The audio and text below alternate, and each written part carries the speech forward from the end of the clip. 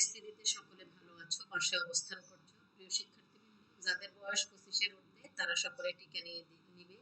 টিকা নেওয়ার সময়সীমা দেখে নিবে। 3 দিন সময়সীমা আছে সাধারণ মানুষের জন্য। আজকের অনলাইন শ্রেণী কার্যক্রমে তোমাদেরকে স্বাগত জানাচ্ছি। আমি জুবাইদা সুলতানা, প্রভাষক মার্কেটিং বিভাগ।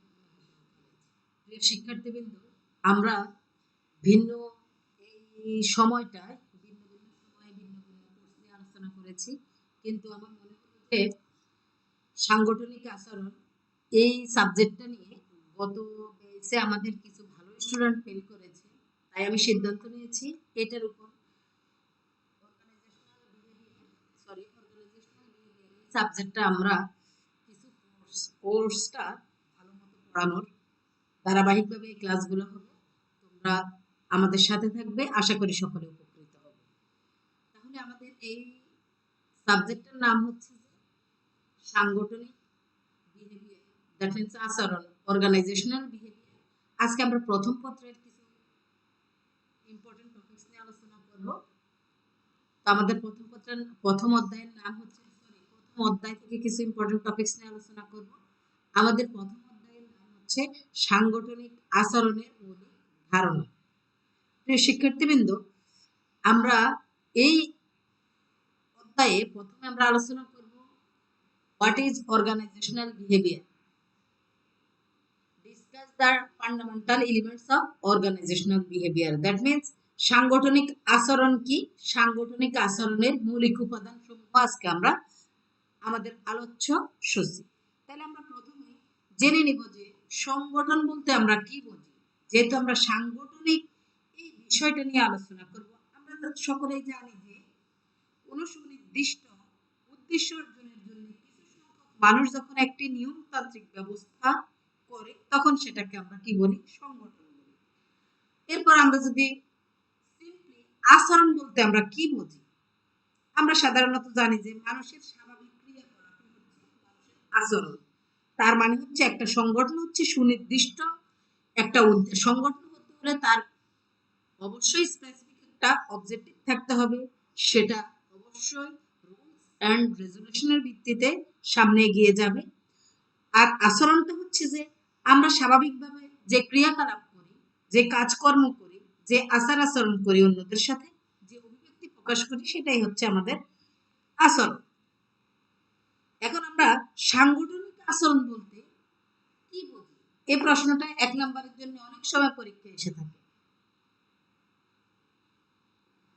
এখন আমরা অর্গানাইজেশনাল বিহেভিয়ার বলতে আমরা বুঝি যে ওই যে সবগুলো দুইটা আমরা আগে দুইটা বলেছি, সংগঠন এবং আচরণ, সেই দুটার কম্বিনেশনটাই হবে এখন আমাদের সাংগঠনিক আচরণ। দ্যাট মিন্স কোনো নির্দিষ্ট লক্ষ্য পূরণের জন্য দুই বা ততোধিক ব্যক্তি একটি সমন্বিত কাঠামোতে সম্পৃক্ত হয়ে যেই ধরনের অভিব্যক্তি প্রকাশ করে তাকে আমরা কি বলবো, সংগঠন বলবো। এখন আমরা এই অর্গানাইজেশনাল বিহেভিয়ারটা যদি একটু আলোচনা করতে যাই, এর সংজ্ঞাগুলো পর্যালোচনা করলে আমরা দেখতে পাই যে আমরা বলতে পারি যে organizational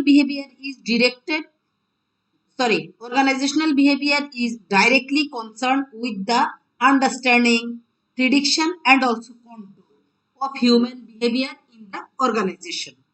That means সাংগঠনিক আচরণ সংগঠনে মানবীয় আচরণকে প্রত্যক্ষভাবে অনুমান, পূর্বানুমান এবং নিয়ন্ত্রণের সাথে জড়িত থাকবে। তাহলে আমাদের আচরণটা কোথায় কেমন হবে, সেটা আমাদের একটা ব্যক্তি মানুষ হিসেবে তোমার বাবার সাথে যেমন আচরণ হবে, ঠিক সেরকম বন্ধুদের সাথে আচরণটা হবে না।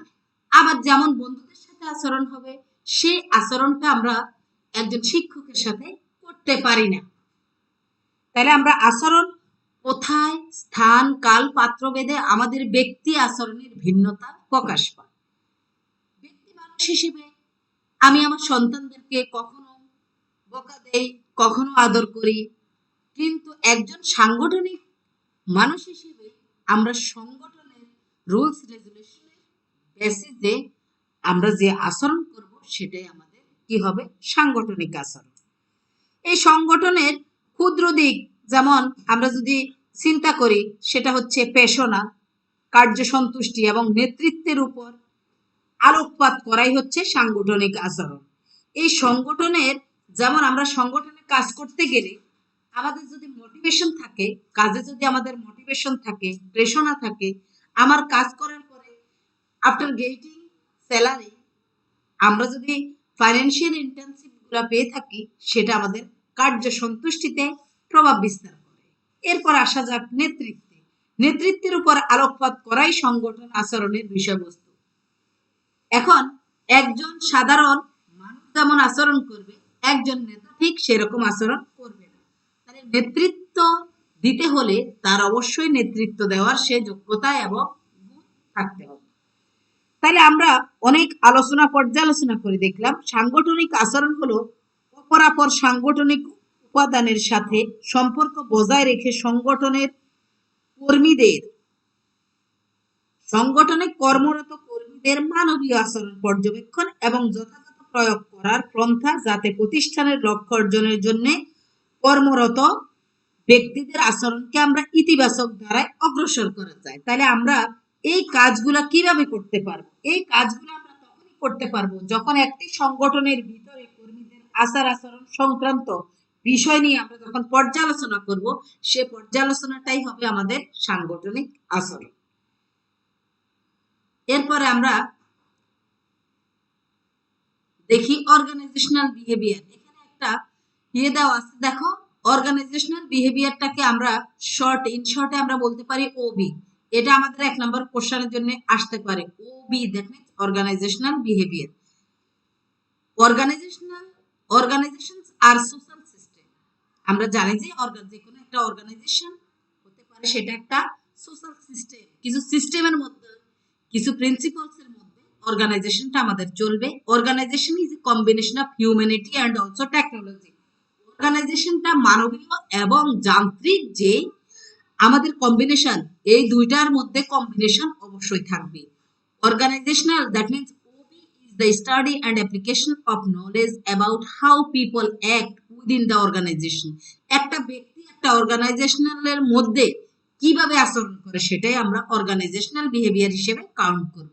It is a human tool for human benefit. তাহলে আমরা মোটামুটি বুঝতে পেরেছি সংগঠনটা কি, সংগঠনের আচরণ কি, ব্যক্তি মানুষের আচরণ কি। একটা মানুষ যেমনই হোক, তার ব্যক্তি আচরণ যেমনই হোক, কিন্তু সংগঠনটা আচরণটা ঠিক সেরকম হবে না। কেন হবে না সেটা নিয়ে আমরা এতক্ষণ বলে ফেলেছি। তাহলে এবার আমরা দ্বিতীয় টপিক নিয়ে আলোচনা করব।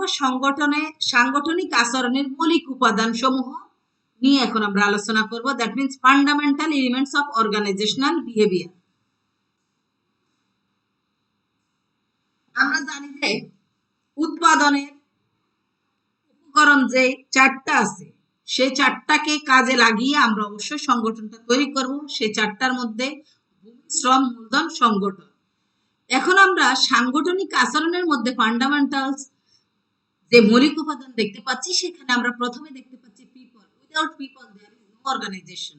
So you have to consider people as a organisation. এখানে কর্মী বা মানবিক উপাদানকে আমরা কি বলবো? একটা অর্গানাইজেশনের আওতাভুক্ত করব। আমরা জানি যে সংগঠন আচরণের 4টি প্রধান শক্তির কথা উল্লেখ রয়েছে। তাদের মধ্যে এই 4টি উপাদান সাংগঠনিক আচরণের উপর বিশাল প্রভাব বিস্তার করে। এই 4টি উপাদান হচ্ছে কর্মীবৃন্দ বা মানবীয় উপাদান, that means people. After that you will see here that is structure, that means কাঠামো, and then technology.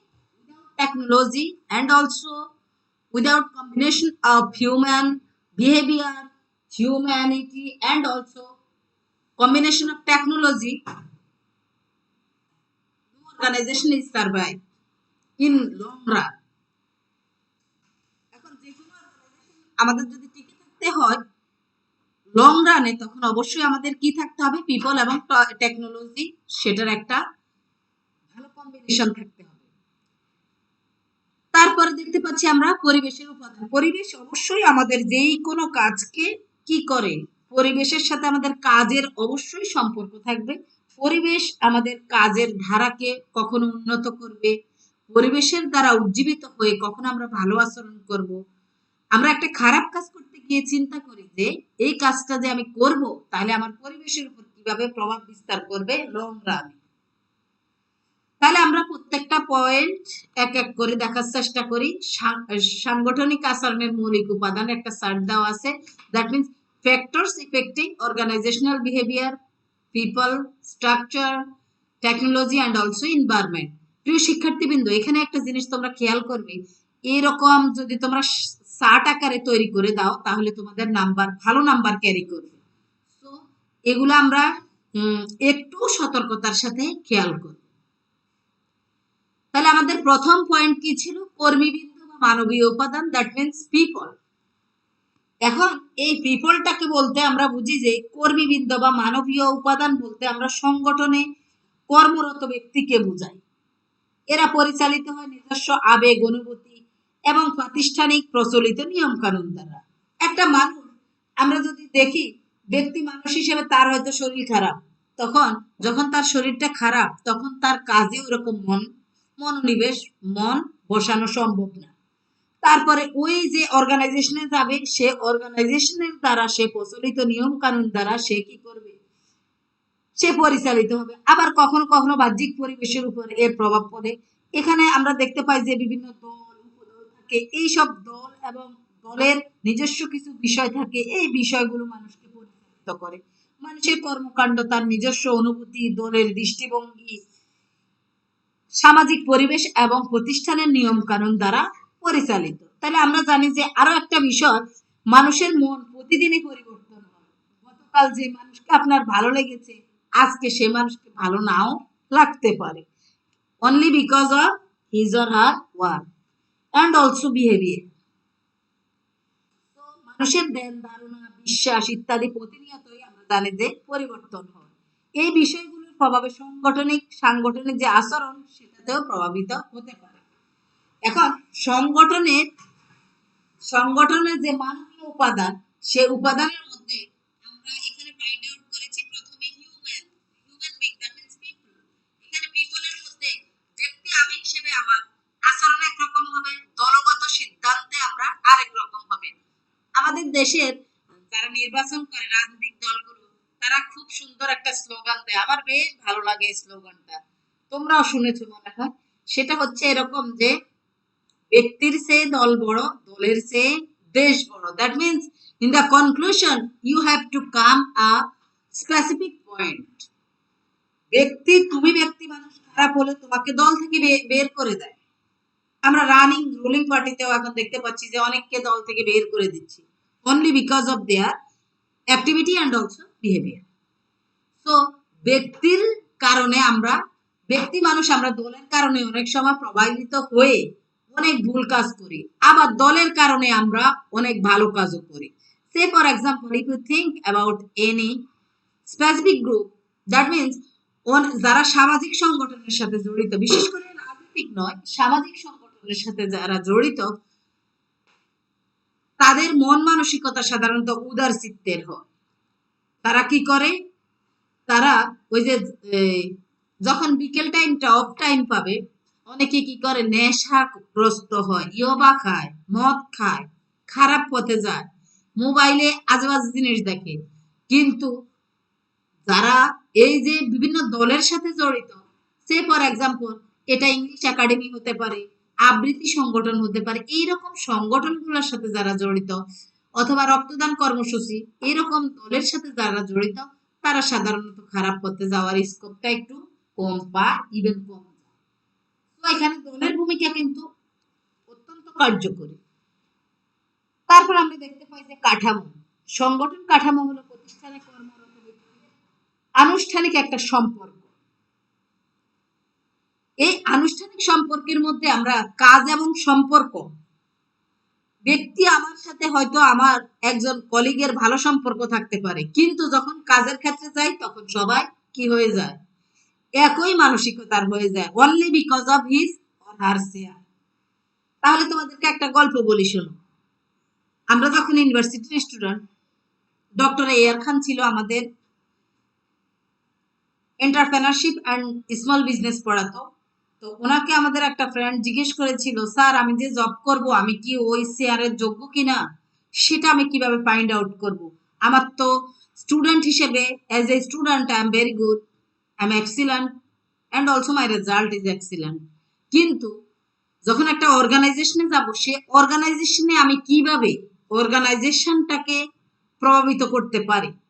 তখন স্যার বলল যে যখন তুমি চেয়ারে বসে যাবে, যখন তোমার কাঁধে দায়িত্ব চলে আসবে, তোমাকে স্পেসিফিক কাজ দেওয়া হবে, তখনই তুমি তোমাকে চেয়ারটাই তোমাকে তৈরি করে নিবে। You need not to think about that. তোমাকে এটা সম্পর্কে ভাবতেই হবে। তাহলে আমরা বুঝতে পারছি যে কাজ সুষ্ঠুভাবে সম্পাদন করার জন্য এই কাঠামোর প্রয়োজন থাকলেও অনেক সময় জটিল কাঠামো প্রতিষ্ঠানকে জটিল অবস্থায় ফেলে। অনেক প্রতিষ্ঠানে সংক্ষিপ্ত কাঠামোর সংগঠন গড়ে তোলে, আবার অনেকে প্রতিষ্ঠানে সাংগঠনিক কাঠামোতে অনেক বেশি স্তর থাকে। উভয় ক্ষেত্রে কিছু সুবিধা এবং অসুবিধা আছে এই কাঠামোতে সাংগঠনিক আচরণ প্রভাব ফেলে। তো আমরা চিন্তা করতে হবে কাজের জায়গা এক, সম্পর্কের জায়গা ভিন্ন, এবং ওই কাজ এবং সম্পর্ককে আমরা কি করব?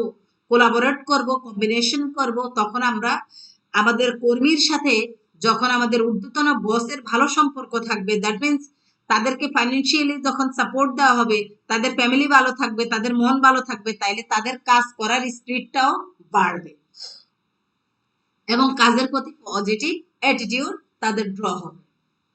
And thirdly, আমরা এখানে দেখতে পাচ্ছি যে that is technology. Without technology, it is quite impossible to stay a single day. You just think about today's class. If I don't have any computer, laptop, or somebody may be doing their class by mobile phone. But if they don't have any mobile phone, or I don't have any laptop or internet connection, it was quite impossible to continue our class.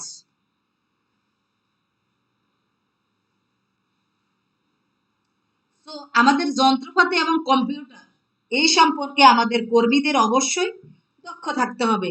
না হয় কি হবে, আমি একটা কাজ করলাম, সেটাকে আমার প্রেরণ করতে অনেক সময় লেগে যাবে। আগের যুগের কথা চিন্তা করো, একটা চিঠি আসতে মাসের পর মাস লেগে যেত, কিন্তু এখন উইদিন এ সেকেন্ড আমরা কি করছি?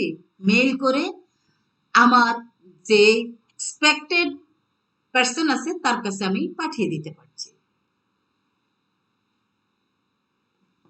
তাহলে আমরা দেখতে পাই যে কর্মীদের কাজ করার ক্ষেত্রে সহায়তা প্রদানের উদ্দেশ্যে আমরা প্রযুক্তি ব্যবহার করি। উন্নত প্রযুক্তি কর্মীদের স্বল্প সময় অধিক কাজ সম্পাদনে সহায়তা করে, আবার প্রযুক্তির সাথে সাথে তাল মেলাতে না পেরে কর্মীরা হতাশ হয়ে যায়। এই সময় দেখা যাচ্ছে যে তাদের আচরণে প্রযুক্তির প্রভাবও বিদ্যমান থাকে। এখন আমরা দেখতে পাই যে নতুন প্রযুক্তি যখন কোনো অর্গানাইজেশন অ্যাডাপ্ট করে, তখন ওই অর্গানাইজেশন কি করে? কর্মীদেরকে, কিছু স্পেসিফিক কর্মীদেরকে ট্রেনিং এর ব্যবস্থা করে, ট্রেনিং দেয়। ট্রেনিং এর সাথে সাথে তাদেরকে শিখিয়ে দেয় যে how to use the computer or this machine, এই স্পেসিফিক মেশিন। তখন আমাদের কি হয়? তখন আমাদের দেখা যাচ্ছে যে উৎপাদন ব্যবস্থা তখন আমাদের উৎপাদনশীলতা বৃদ্ধি পায়। এখন উৎপাদনশীলতাটা কি তোমাদের মনে আছে আশা করছি। উৎপাদনশীলতা হচ্ছে উৎপাদনের উপকরণগুলো ব্যবহার করে সমপরিমাণ উপকরণ ব্যবহার করে পূর্বের তুলনায় বেশি উৎপাদন করাকে আমরা উৎপাদনশীলতা বলবো। একই জিনিস ব্যবহার করব, একই ইনপুট ব্যবহার করব, কিন্তু আমাদের আউটপুট বেশি আসবে। কি জন্য বেশি আসবে? এটা যন্ত্রের সংস্পর্শে যখন চলে যাচ্ছে, তখন সেটা যান্ত্রিক হয়ে যাচ্ছে, আমাদের কাজকে দ্রুত করে দিচ্ছে। আমাদের কাজ যখন দ্রুত হবে, তখন আমাদের কি হবে? তখন দেখা যাচ্ছে যে আমাদের যখনই কাজটা দ্রুত হবে, আমাদের প্রোডাক্টিভিটি অফকোর্স রান করবে, অফকোর্স ইনক্রিজ করবে, বাড়বে। অ্যান্ড লাস্টলি পরিবেশের উপাদান, দ্যাট মিনস ইনভায়রনমেন্ট আমাদেরকে কি করে? আমরা জানি যে একটি পরিবেশ বলতে আমরা সাধারণত বাহ্যিক পরিবেশ এবং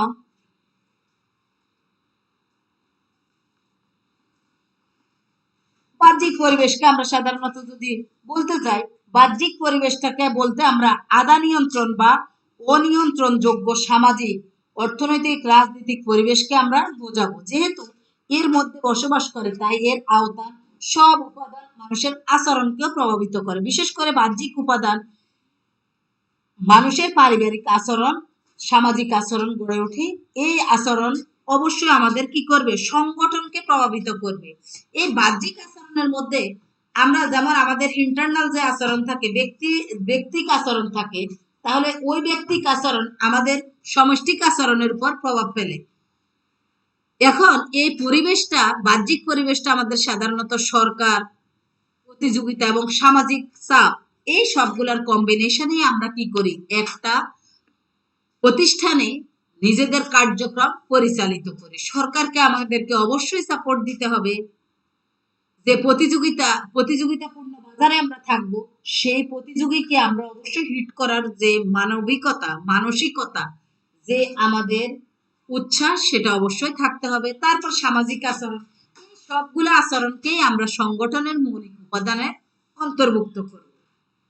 প্রিয় শিক্ষার্থীবৃন্দ, তাহলে আমরা বুঝলাম যে সংগঠন কি, আচরণ কি, এগুলা কিন্তু 1 নাম্বারের জন্য আসে অনেক সময়। জাতীয় বিশ্ববিদ্যালয়ের প্রশ্নেও আসে 1 নাম্বারের জন্য। যেমন আচরণ কাকে বলে, এটা 2014 সালেও আসছিল। তারপরে 2013 সালে আসছিল। 2013 সালেও আমাদের দেখা যাচ্ছে যে সাংগঠনিক আচরণ বলতে কি বোঝো সেটা এসেছিল। এরপরেও কয়েকবার আসছিল। প্রিয় শিক্ষার্থীবৃন্দ, তাইলে আমরা দেখলাম যে সংগঠন কি, সংগঠনের আচরণ কি, শুধু আচরণ কি, সাংগঠনিক আচরণ কি, এবং সংগঠনের সাংগঠনিক আচরণের মৌলিক উপাদান। তাহলে আমাদের ক্লাস আজকে এই পর্যন্তই। তোমরা সকলে ভালো থাকবে, সুস্থ থাকবে, স্বাস্থ্যবিধি মেনে বাসার বাইরে যাবে, সকলে টিকা দিবে, ভালো থাকবে, সবাই সবার জন্য দোয়া করবে। আল্লাহ হাফেজ।